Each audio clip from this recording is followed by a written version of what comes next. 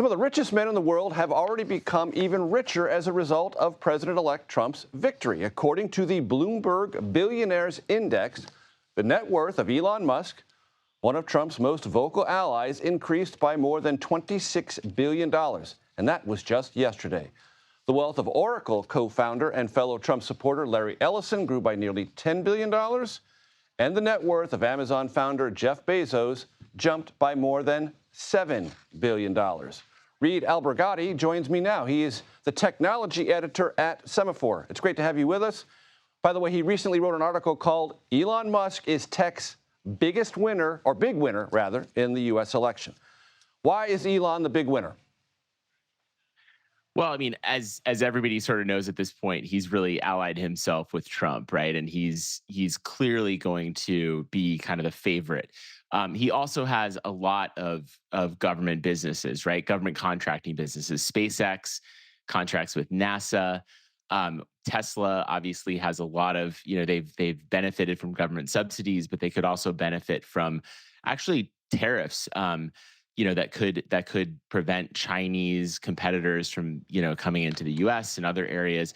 And I think the most interesting area that's sort of the least understood is that he's got this AI company, XAI, which is trying to build, massive data centers that are going to require energy hookups, potentially even, I guess, Commerce Department allowances to go to other countries like the UAE and build data centers there where the energy is cheaper. So it's going to be really interesting to see what happens. Reed, I'm really glad you brought up artificial intelligence. I'm going to make a prediction. This will be the last presidential election conducted in this country in which artificial intelligence is not a significant, if not dominant, issue in terms of its effect on economy, jobs, technology, and even culture. Do you agree with me on that? I totally agree with you on that. I think this is going to be also sort of a pivotal time, the next 4 years for AI.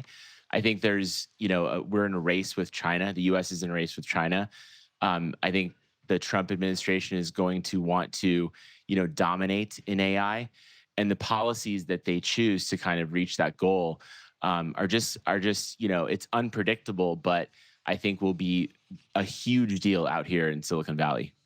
Talk to my audience about Peter Thiel and J.D. Vance and the connection therein and what relevance it may have in the future Trump administration. Yeah, I mean, Thiel and Trump had a bit of a falling out.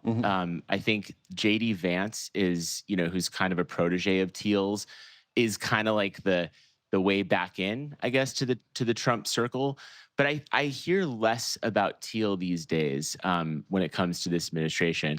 I'm sure that he'll have some input. I'm sure there'll be, connections there. But really, I mean, Elon Musk, who, also is connected. He's part of the same, quote unquote, PayPal mafia that Thiel's in, I think is really the one to watch.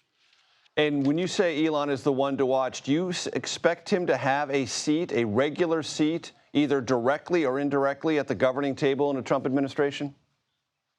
Well, Trump has said that he's going to, put him in charge of essentially cutting costs in the federal government. I mean, we'll see if that actually happens. I think, a lot of things have been said in the run up to the election, and I think Trump is just famously mercurial and unpredictable.